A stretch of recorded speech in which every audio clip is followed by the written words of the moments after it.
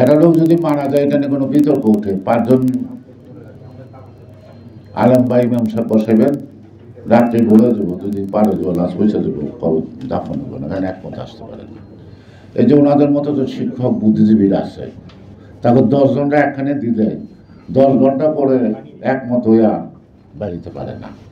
কিন্তু আমাদের মতো অর্থ শিক্ষিত মূর্খরা কিন্তু পারি, অল্প সময় পারি।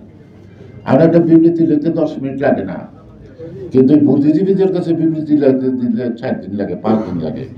শব্দ বয়ন, শব্দ চয়ন, সঠিক ব্যাঠিক, সাধু ভাষা, চলতি ভাষা, কত কথা কত কথা। তো সুতরাং সহসাপটা মানুষ, গণতন্ত্র মানে হলো জনগণ ভুলবশতই হোক আর সঠিকভাবেই হোক সে ভোট দিবে, একটা সরকার নির্বাচিত হবে। আবার জনগণ যদি মনে করে যে ওরে ভোট দেওয়া ভুল করছি, তাহলে আরেকবার ভোটের সময় দিবে না, এটাই তো স্বাভাবিক নিয়ম। এই সোজা পথটা আমাদের চলতে কষ্টটা কেন?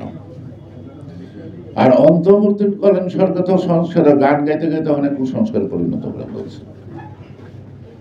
ওই যে বললাম হায়ার করে বিদেশ থেকেও আনা হয়েছে, বুদ্ধিমান লোক আনা হয়েছে, আর এত বুদ্ধিমান একখানে বসলে যা হয় তাই হইতেছে, তাই হইতেছে।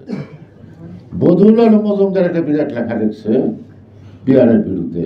ভাই আমি তো এত লেখাপড়া জানি, আমি পিয়ার বুঝিও না। এই পিয়ারটা কোন কোন রাষ্ট্র আছে বুঝি না, এখন বুঝতেছি শুনতেছি যে নেপালে আছে, এই জন্য সকাল বিকাল প্রধানমন্ত্রী পাল্টায়। পাকিস্তানে বলে একজন সিএসপি পরীক্ষার ভাইও পরীক্ষায় জিজ্ঞেস করছিল যে পাকিস্তানের শিক্ষামন্ত্রীর নাম কি, তো বলে সরি স্যার আমি তো সকালবেলা পত্রিকাটা পড়ি নাই, কালকে সন্ধ্যা পর্যন্ত জানি অমুক, এর মধ্যে যদি পরিবর্তন না হয়ে থাকে। এই পিয়ারের ব্যবস্থা হলো এরকম, সকাল প্রধানমন্ত্রী একজন, দুপুরে আরেকজন, রাত্রেবেলা আরেকজন, এই পদ্ধতি। আমি জানি না শুনি না, আমি একজনে ভোট দেব, তাই তো? তাই যদি হয়,